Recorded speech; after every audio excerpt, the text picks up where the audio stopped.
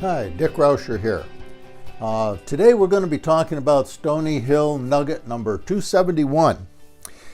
This is a part two of from the nugget last week, where we were talking about when darkness descends, the importance of living our values. Okay, and I want to continue this conversation.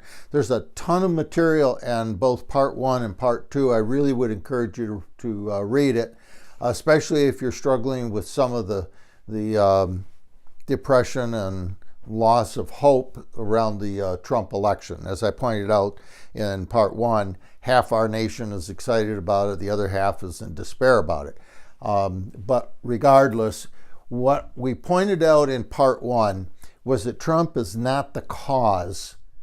He's a symptom of the cause. And the cause is that we are undergoing so many worldview changes. And I cover that pretty carefully in part one. But basically, we got a lot of worldview changes, and they're happening very quickly. We're not having an opportunity to really adapt to them. And it's creating a great deal of uncomfortable change in our nation, okay? Some people are angry about it. People are resisting it. That's called pushing the river. But as we pointed out in part one, change is inevitable. Everything in the universe changes. So will this, okay? So in part two, what I want to focus on again is value clarity. We can't get away from value clarity if we want to create hope. Values matter, and hope requires that we have extremely good clarity on what makes us who we are. Values clarity define who we are as a nation, as a people, as an individual. What are the values that are at the core of who we are? Okay? Not political, Democratic versus Republican, none of that kind of stuff. I'm talking about basic core values, okay? And what I'm going to be talking about essentially in this article is the whole idea that what we got to do is learn how to fight for our values, not against the darkness, okay? If all we're doing is fighting against the darkness, we're never going to create the future that we want. And what we're doing is we're creating a possible future, okay? So if we have value clarity and a world that's changing its worldviews, in other words, how things should function and how the world should work, okay, based on historical precedent, that's causing great disruption. If we want to create a possible world that we really would like to live in, then we don't have a choice. We've got to have value clarity, and we got to fight for them, okay? And that means no matter what we're dealing with, whether it's a Trump presidency, whether it's a global change, whether it's global warming, whether it's getting off the petroleum energy that's fueling our human civilization and going green, all of these problems are going to be around for a long time. And the only way we're going to successfully solve those problems is if we fight for our values. We need value clarity in a couple of areas. One of them is in this idea that who we are is a separate self, okay? That's a very primitive ego. It's a primitive ego belief that comes out of very early childhood. When we were kind of establishing our self-identity. I'm a me, okay? And I'm separate from all other people and everything else in the universe, okay? But we need, in value clarity, we need to recognize that that's an illusion. All that does is create a sense of other. And it is the very fundamental foundation of greed. What's in it for me, right? Not what's in it for the world, what's in it for everyone. It's what's in it for me, and it's driving our economic system, etc. So if we're going to be talking values, one of the things we have to do is we have to take a hard look at a separate I as an illusion. There's another and that is the need to be right. Okay? The value here is if we need to be right, and our primitive ego always does, okay, because that's how we maintain our self-identity, okay, then what we're doing is we're using the absolute truth, okay, the imperative voice of absolute truth. I'm right, you're wrong. Period. No need for conversation, no need for discussion whatsoever. Okay, now we're seeing a lot of that in the world today. The only thing that's going to do is create violence and conflict. Value systems, if we're going to have a value system that doesn't create greed and doesn't create violence, then we've got to go to a different thinking process. For example, middle path, where we're always looking for the truth on both sides of every issue. We let go of our primitive ego's need to be right and the illusion that we're separate. We're all in this together. And one of the ways I like to talk about it is nobody's smart enough to be wrong all the time. So when you're in a conversation with other people, look for the truths in their position. They got to be there. Nobody's smart enough to be that dumb, okay? Kind of a flip way of thinking about it, but it's true, and it will help you walk a more middle path way of, it'll help you on the middle path as you look for the truths on both sides of every issue. That's saying it as simply as I know how, okay? Now, mutual benefit is what we're talking about. If we don't have a separate I and the illusion of separateness that creates others and based on greed, etc., then what we're replacing it with, value-wise, is mutual benefit. So right now, our economic system is based on greed.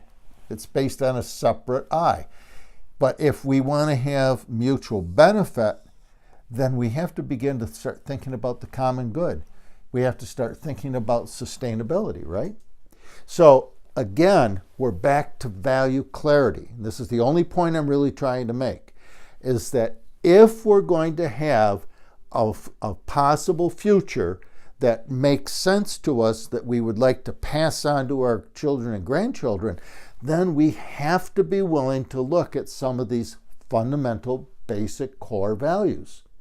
And the best way, I think, is just to recognize in value clarity that these are illusions. Okay, this need to be right and a separate I just go back to very, very early primitive thinking. In fact, I'm of the opinion that people who believe in the separate I, now most of us do, but if people push it after it's been pointed out, then you're looking at ignorance. Okay, because it's an illusion. It's not real. We're all connected intimately on every single aspect, okay?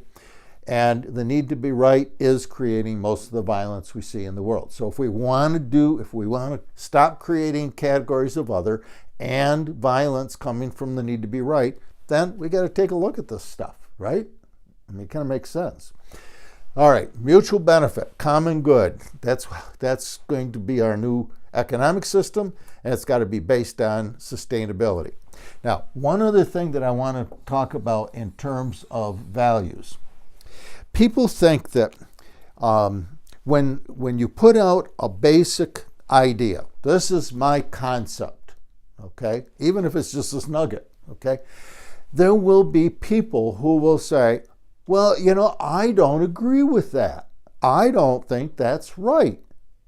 Now, in our culture, those are fighting words, and everybody goes back to kind of defending their position. Why? Because they need to be right. I prefer to think of that as dialectical thinking, which is what I would call negative feedback. Now, in a democracy, if I have an opinion, and let's say I'm the president, and I have an opinion on how things should work, and you come up and you say, I don't think that's right, and I go, pow. And the next person comes up and says, well, I don't think you're right. Pow. Okay, what do you have? You have a dictatorship. a democracy requires dialectical thinking. So when you come up with an idea and someone comes back with a countering point of view, the only thing they're doing is they're balancing your power. They're making you think about it. And as long as neither you or that person who disagrees is going back to the need to be right, okay, then you can have a really powerful conversation that'll find a compromise, a cooperative middle ground. That's how it works. The minute you have to be right, you don't have good dialectical thinking. You don't have any feedback, okay? So if you think about it, our economy is based on greed. Greed is exponential thinking. What's in it for me? Not you. I could care less about you. It's just me, okay? And if my idea is exponential growth, then I don't care about you if you're living on an island that's drowning because of global warming. That's your problem, right? Well, if you get enough people thinking that way, pretty soon everybody's defying reality because you're heading everything for infinity. There's no positive, there's no negative feedback or positive control on your opinion. So embrace that. Welcome it. When someone disagrees with you, say, wow, here's an opportunity to learn. That's the kind of value clarity that I'm talking about in terms of where we have to go in this article if we want to create a really positive possible future. Okay? It's really that simple. If you can get your head around it, it is that simple. So, concept, we're fighting for our values, not against the darkness. Because if you fight against the darkness, you'll lose. And let me leave it with this. Hope is fighting for the light. And the light is going to be created when we fight for our values, one choice, one decision at a time. Every time we come up with a battle for the light, we've made a choice. And then we have to decide if we're going to encourage negative feedback on our opinion. Okay? Really that simple. All right, I hope this article really helps you get a different way of thinking about what's going on in our world today. We are in big change. The world is changing faster than we can really comfortably adapt. But if we go back to value clarity, we will create a pretty cool world because we'll be fighting for something that's important.